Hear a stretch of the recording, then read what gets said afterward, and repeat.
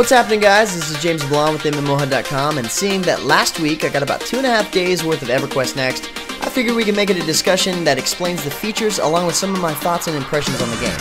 And seeing that we have some time to wait until we actually get to check out the games ourselves, well, we might as well talk about it. So at SOE Live, I got a chance to sit in on the RSVP press reveal of the game, which was actually one day prior to the public reveal. And afterwards, I was able to interview the individual teams that work on the game together, you know, like the design team, the tech team, and the producers. And after seeing the initial presentation, I immediately thought the game felt like a mixture of WildStar, Arcade, and Minecraft. And I'll explain a little bit more on why as we get into it. Now, I knew this from last year's SOE Live, but I still thought it was interesting. EverQuest Next has actually been in development since 2009 and scrapped 2 times until now, mainly because they either felt like they were making the same old game again using their own original template, or they felt like it just wasn't, let's say, Next-worthy. Dave Georgeson, director of development, said the team was looking to reimagine the original EverQuest, sort of like J.J. Abrams did with this new Star Trek series, but at the same time, come up with new game elements that will hopefully set a new standard for MMORPGs like they did 12 years ago with the original EverQuest. At this point in the presentation, I was like, oh yeah, I've never heard that before. But then Georgeson began to mention his holy grails that changed the core game, which for the most part also sound like crazy talk. And some of them still do. But for the remainder of the presentation, he was pretty adamant on trying to convince the audience that they are somehow capable of doing these crazy things. And all we can do now is hope that they can, well. So let's talk about these crazy holy grails and what they mean. The first one is multi-classing. This is the first key to changing the core game that gives players the ability to choose from 8 initial classes with several weapon options and several unique abilities, but when you begin exploring the world, you'll run into opportunities to acquire new classes. There are actually 40 available in the game already. Once you've collected these classes like Pokemon, you can then switch to them at any time and use the various abilities you've acquired through all of these classes to sort of customize a unique class with the skill loadout, so to speak. The more classes you find, the more you can customize your character. This kind of gave me the feeling similar to that of the extensive build opportunities in Path of Exile, especially since the weapons themselves are the only real thing that defines the class, and each class has several weapon choices. Not to mention the crafting system in the game sprouts a new avenue for change in that you're able to mix and match pieces on the weapons to change what they do, giving you, of course, different abilities. This is a pretty cool take on the classing system, and it gives players a huge variety of choices based on their playstyle.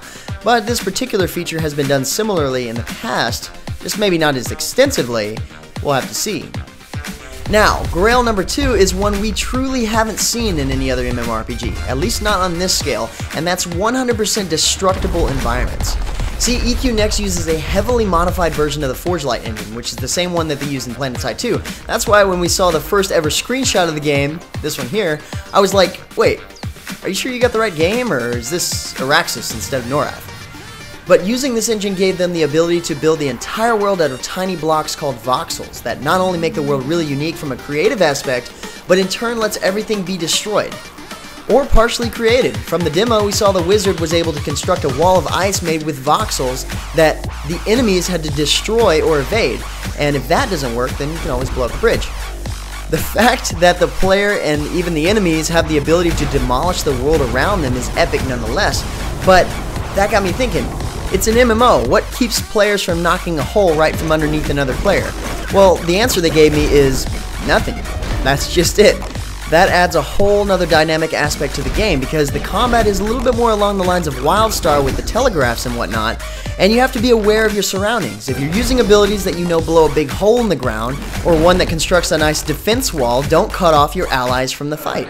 It's going to change the way people play the game. You know, you have to pay attention to where you're destroying because your friend could be there, right. And if they're trying to help you, you don't want to hinder them. Right. So you actually have to pay attention to that, or you can mess up the encounter or whatever the case may be. You can make it a more difficult situation based on the things you choose to do. But yeah, it's the destruction is available for everybody to see, but it's not permanent. So over time, the world will heal itself, so it doesn't become a giant parking lot or anything like that.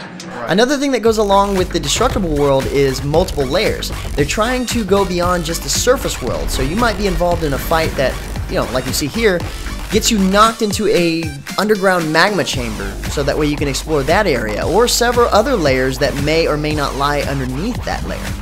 This concept to me, it seems like you're generating a new world in Minecraft and then going out into an open area, digging 4 blocks down and falling into a huge cavern.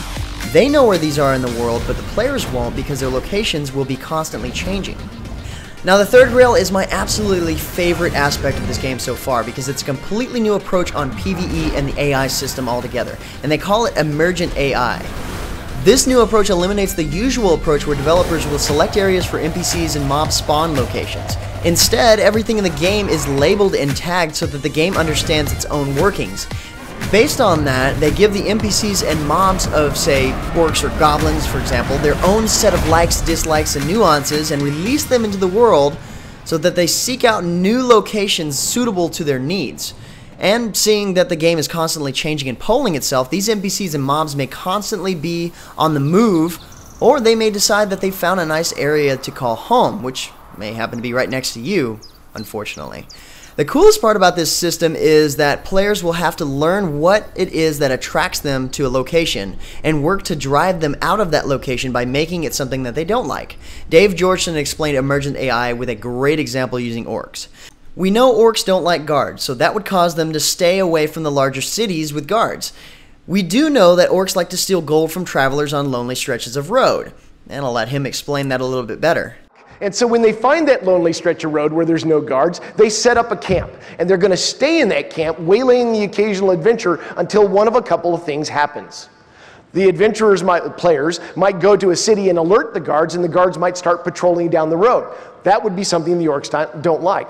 The adventurers might stop going down the road, in which case there's no gold going back and forth, and the orcs don't like that either. Or the players might kick them around a lot. And they don't like that either. Either way, they're going to uproot stakes and they're going to start wandering around the world trying to find the things that they do like instead of the things they don't like. And when they find that spot, they're going to put down stakes again and start harassing people. Now that allows you, the players, to make absolute change in the world. As we tell you to go out on quests to do things like pacify the woods because there's nasty goblins in them, you can actually do it.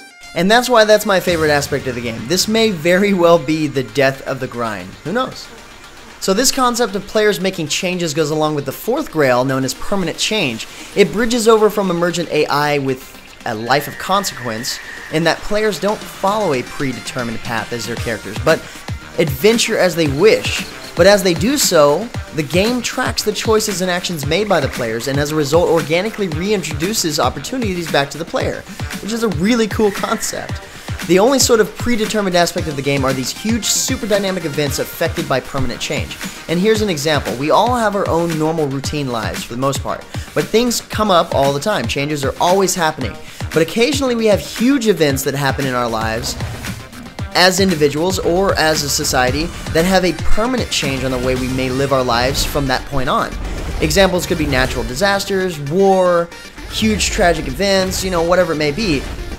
Well, this game tends to have these events in it as well that will forever change the way the world is. For example, you may take part in building a historic city in Norath, and 2 years later, or sooner, or later, you may also fight or know somebody who has fought in a huge siege battle that destroyed part of the city, or all of the city, who knows?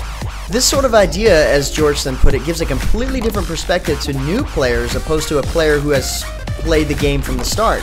These events are set up dynamically with rallying calls that will constantly be changing the world as you go through it. And each server has different events put into motion. The outcomes, however, are not predetermined, but they are in fact permanent. And this is one of the holy grails that I still feel is crazy talk. All I know is that I'm a huge fan of the growing opportunities for dynamic quest events like this will create. So, these holy grails are the game-changing systems that Dave Georgeson says in his 25 years of gaming haven't been able to be done before until now. I say choose any one of these grails individually and you can make an MMORPG that much better, much less all of them combined. There were, however, some things that I did see that I wasn't immediately or particularly excited about. Things like the limited amount of abilities you're able to do at one time.